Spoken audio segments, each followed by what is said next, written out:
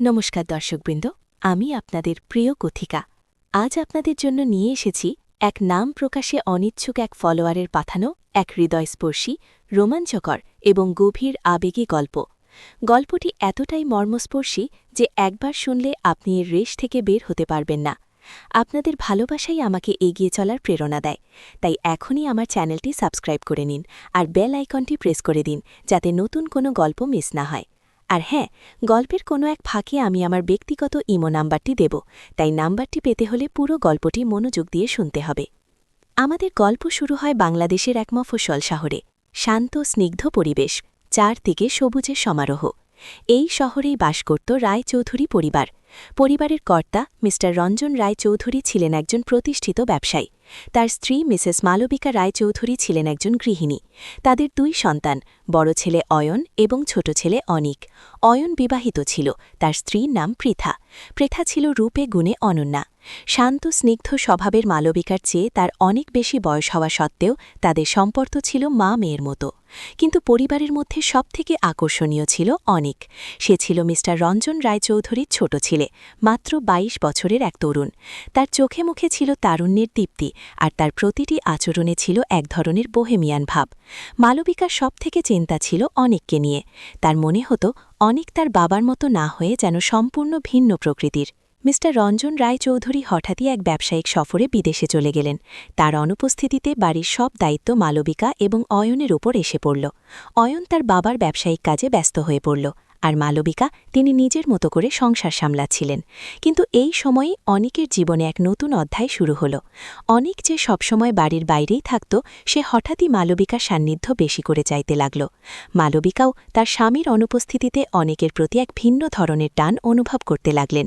এটা কি মায়ের স্নেহ নাকি অন্য কিছু? এই প্রশ্নটা মালবিকার মনে ঘুরপাক খেতে লাগল। একদিন বিকেলবেলা মালবিকা বারান্দায় বসে মালা গাচ্ছিলেন। বাইরে মুষলধারে বৃষ্টি পড়ছিল। অনেক ঘরে এসে তার পাশে বসল। মালবিকা অনেকের দিকে তাকিয়ে বললেন, কিরে, আজ এত চুপচাপ কেন? অনেক আস্তে আস্তে মালবিকার মুখের দিকে তাকাল। তার চোখে ছিল এক গভীর আকুতি। মালবিকা অনেকের সেই আকুতি দেখে একটু চমকে উঠলেন। অনেক বলল, ভাবি, আপনার সাথে কিছু কথা বলতে চাই। মালবিকা একটু ইতস্তত করে বললেন, বল। অনেক কিছু চুপ থেকে বলল, আমার খুব একা লাগে ভাবি, বাবার অনুপস্থিতিতে, ভাইয়ের ব্যস্ততায়। তার কথা শেষ হওয়ার আগেই মালবিকা বলে উঠলেন, আমার তো আছিস, আমাকে বল। অনেক মালবিকার দিকে এমনভাবে তাকালো যেন সে তার মনের সব কথা মালবিকাকে বলে দিতে চাইছে। মালবিকার মনে হল তার হৃৎস্পন্দন দ্রুত হচ্ছে। অনেকের চোখে মুখে ছিল এক অপার্থিব সৌন্দর্য। মালবিকা বুঝলেন অনেকের এই আকুতি সাধারণ কোনো আকুতি নয়, এটা ছিল এক গভীর অব্যক্ত অনুভূতির প্রকাশ। মালবিকা নিজের মনে মনে বললেন, এটা কি হচ্ছে, আমি কি ভাবছি? বৃষ্টি তখন আরও বেড়েছে, বাইরে মেঘের গর্জন। মালবিকা অনেকের দিকে তাকিয়ে বললেন, তুই ভেজা কাপড় পরে দাঁড়িয়ে আছিস, যা বদলে আয়। অনেক মালবিকার দিকে তাকিয়ে হাসল। সেই হাসি মালবিকাকে যেন আরও বেশি করে টেনে আনল। মালবিকা বুঝলেন অনেকের প্রতি তার এক ভিন্ন ধরনের আকর্ষণ তৈরি হচ্ছে। এটা কি কোনো ভুল নাকি এটা নিয়তি? মালবিকা নিজের মনে প্রশ্ন করতে লাগলেন। পরের কয়েকটা দিন মালবিকার কাটল এক ঘোর লাগা অবস্থায়। তিনি অনেকের প্রতিটি নড়াচড়া, প্রতিটি কথা, প্রতিটি চাহনি লক্ষ্য করতে লাগলেন। অনেকও যেন মালবিকাকেই খুঁজত। যখনই মালবিকা একা থাকতেন, অনেক এসে তার পাশে বসত।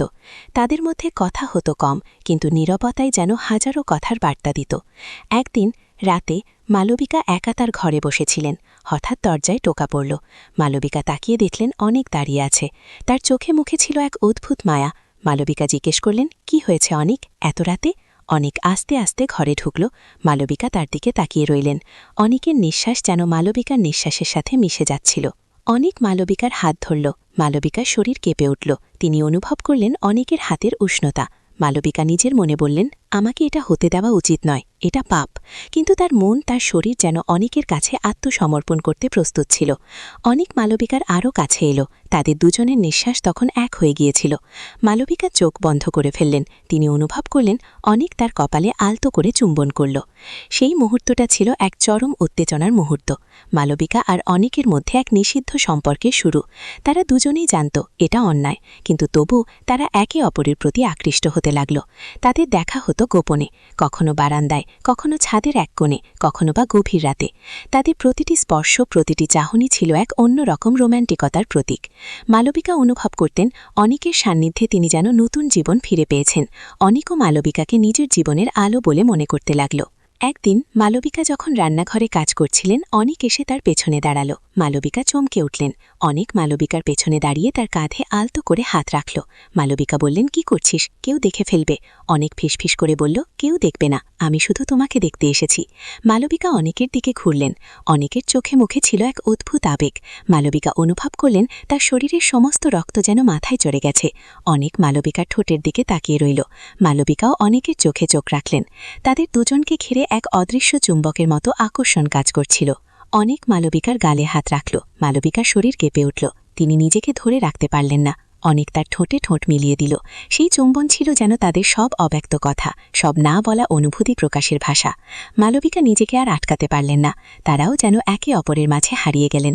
সেই সময় তাদের মনে ছিল না কোনো ভয়, কোনো দ্বিধা, ছিল শুধু তীব্র ভালোবাসা আর একে অপরের প্রতি অদম্য আকর্ষণ। কিন্তু এই গোপন প্রেম তাদের বেশি দিন টিকল না। তাদের বাড়ির কাজের মেয়ে সুরমা একদিন তাদের এই গোপন অভিসারে দেখে ফেলে।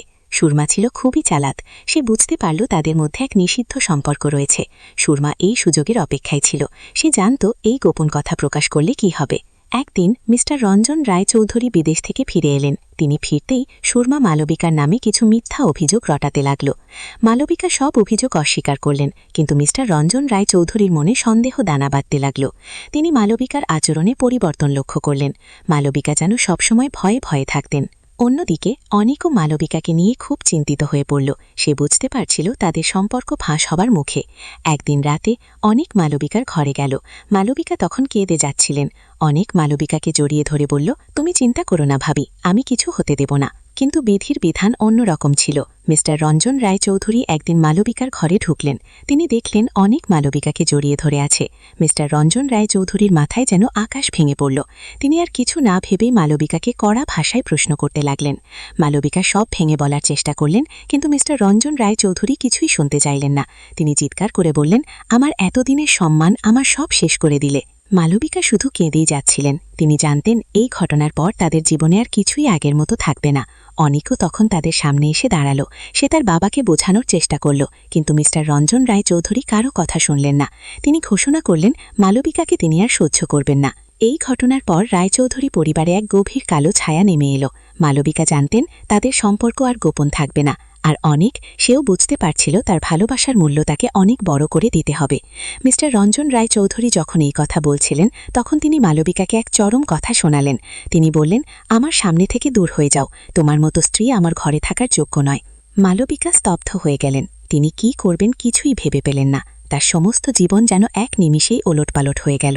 অনেক তার পাশে এসে দাঁড়াল, কিন্তু মিস্টার রঞ্জন রায়চৌধুরীর সামনে সেও যেন অসহায়।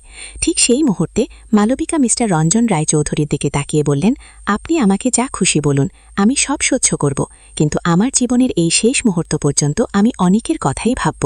মিস্টার রঞ্জন রায়চৌধুরী মালবিকার এই কথা শুনে আরও রেগে গেলেন। তিনি মালবিকাকে ধাক্কা মেরে ঘর থেকে বের করে দিতে চাইলেন। ঠিক তখনই অনিক মালবিকাকে জড়িয়ে ধরল। মিস্টার রঞ্জন রায়চৌধুরী তখন রাগে অগ্নিশর্মা হয়ে অনিককে বলতে লাগলেন, তুই আমার সম্মান সব শেষ করে দিলি, তুই আমার মুখ দেখানোর আর যোগ্য রইলি না। এদিকে মালবিকা বুঝলেন তাদের এই গোপন প্রেমের কারণে তাদের জীবনে কি ভয়াবহ পরিণতি হতে চলেছে। তিনি অনিকের দিকে তাকালেন। তাদের দুজনের চোখেই ছিল একে অপরের প্রতি গভীর ভালোবাসা, কিন্তু সেই ভালোবাসার সাথে মিশেছিল এক অসহনীয় যন্ত্রণা। মালবিকা ফিসফিস করে বললেন, অনিক, এবার কি হবে? মিস্টার রঞ্জন রায়চৌধুরী মালবিকাকে ধাক্কা মারার জন্য হাত তুলতেই অনিক মালবিকাকে সরিয়ে তার বাবার সামনে এসে দাঁড়াল। মিস্টার রঞ্জন রায়চৌধুরী রাগে কাঁপতে কাঁপতে বললেন, আমার সামনে থেকে দূর হয়ে যা, তুই আমার আর ছেলে রইলি না। মালবিকা বুঝতে পারলেন তাদের ভালোবাসার এই ঝড় এবার কোন দিকে মোড় নেবে। তিনি অনিকের হাত ধরলেন। তাদের দুজনের চোখে মুখে ছিল এক অজানা ভয় এবং এক তীব্র আকর্ষণ।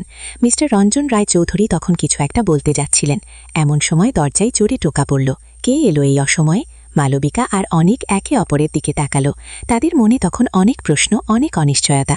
তাদের এই গোপন প্রেম কি এবার সত্যিই সবার সামনে প্রকাশ হয়ে যাবে, নাকি এই রাত তাদের জীবনে এক নতুন অধ্যায় সূচনা করবে? এই প্রশ্নের উত্তর কারোর জানা নেই। প্রিয় দর্শক, গল্পটি এখানেই শেষ করছি। কেমন লাগলো আপনাদের এই গল্প? আপনাদের মূল্যবান মতামত কমেন্টে জানাতে ভুলবেন না। আর হ্যাঁ, পরের পর্বে কী হবে তা জানতে হলে অবশ্যই চ্যানেলটি সাবস্ক্রাইব করুন এবং আমাকে জানান আপনারা কি এই গল্পের দ্বিতীয় পর্ব দেখতে চান। আমার ব্যক্তিগত ইমো নাম্বারটি পেতে হলে আমার পরবর্তী পর্বের জন্য অপেক্ষা করুন এবং কমেন্ট করে জানান। ধন্যবাদ।